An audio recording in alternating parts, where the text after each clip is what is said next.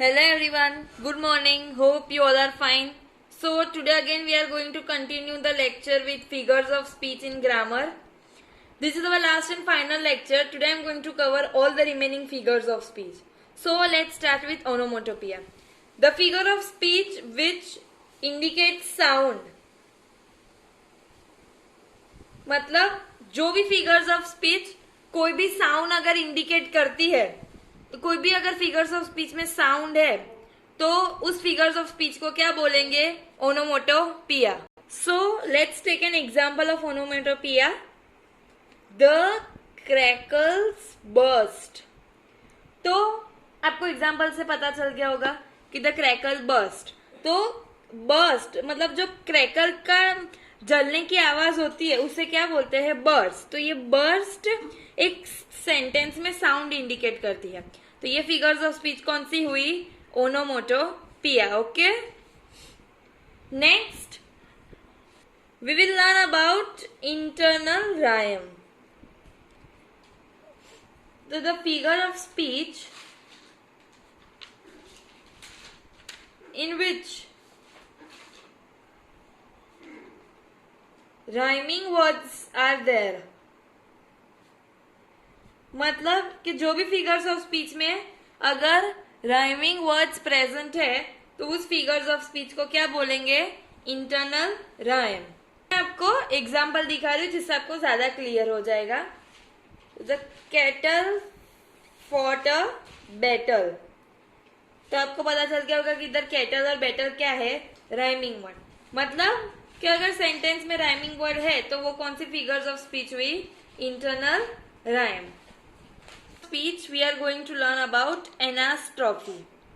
What is anastrophe? The figure of speech in which the whole sentence is jumbled.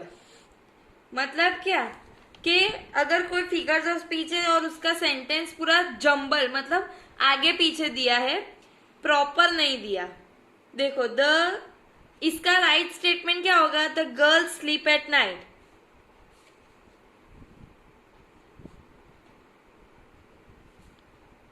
इसका proper मैंने क्या लिखा? The sleep girl night at. तो ये jumble sentence हुआ पूरा. अब इसको रीअरेंज करेंगे तो the girl sleep at the night. तो ऐसा कोई भी अगर जंबल सेंटेंस हो तो वो फिगर्स ऑफ स्पीच कौन सी हुई? Anastrophe. Okay, we will learn about tautology. So in tautology what is there? The figure of speech in which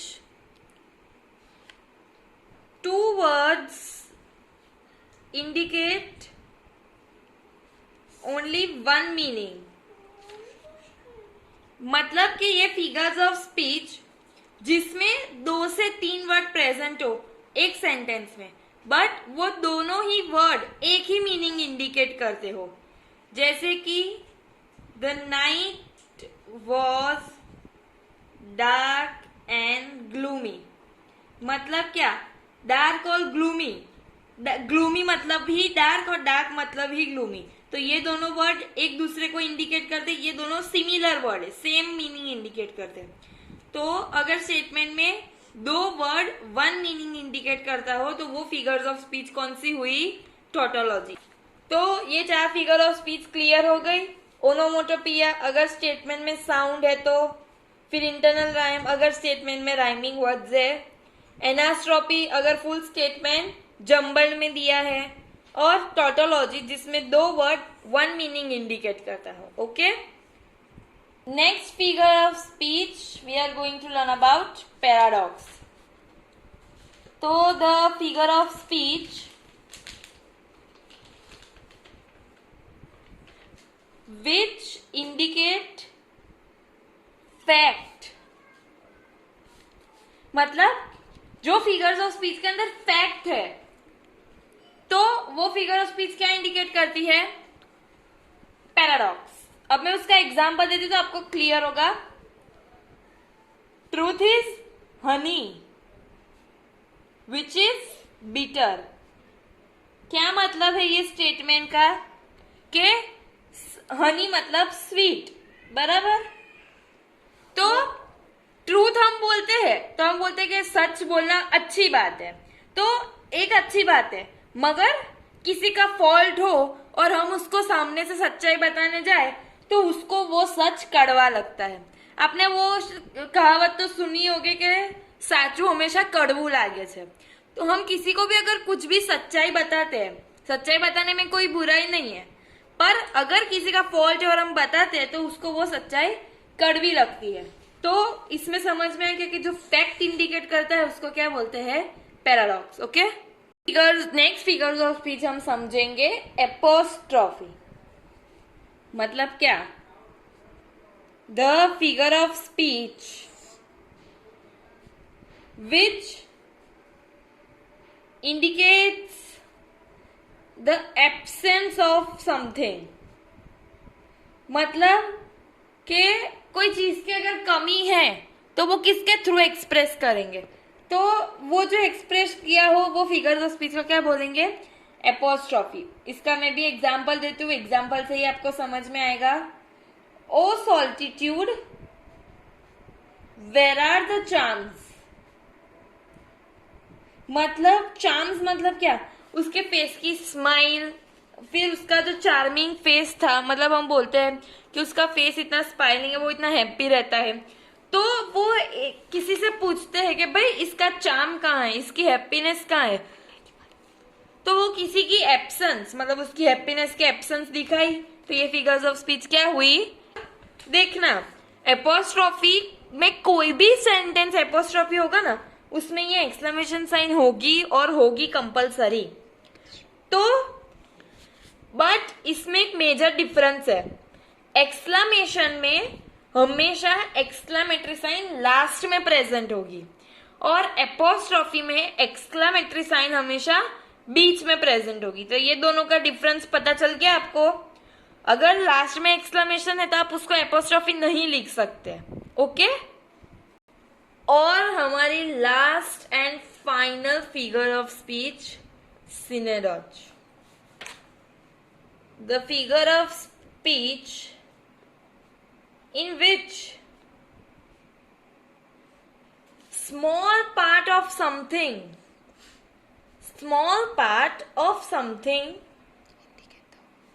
that indicates the whole thing,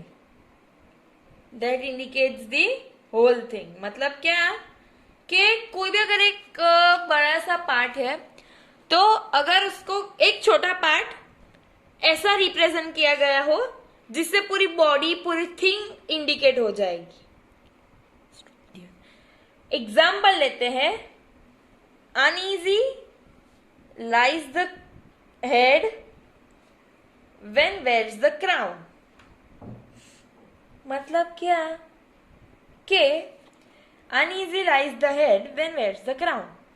so what does this indicate कि जब भी वो head पे crown पहनता है तो उसको पूरा क्या फील होता है, अनईजी। तो ये हेड है और एक क्राउन है, तो अगर क्राउन वो पहनता है हेड पे तो उसको पूरा अनईजी फील होता है। तो अगर जब वो क्राउन पहनता है तो उसके हेड से पूरा दिखाते हैं कि उसकी बॉडी में कितना अनईजी फील होता है। तो समझ में आ गया, small part indicate the whole thing and this is known as synecdoche. Okay, so all of you clear all the figures of speech till I have taught. If you have any doubt, just ask me till tomorrow.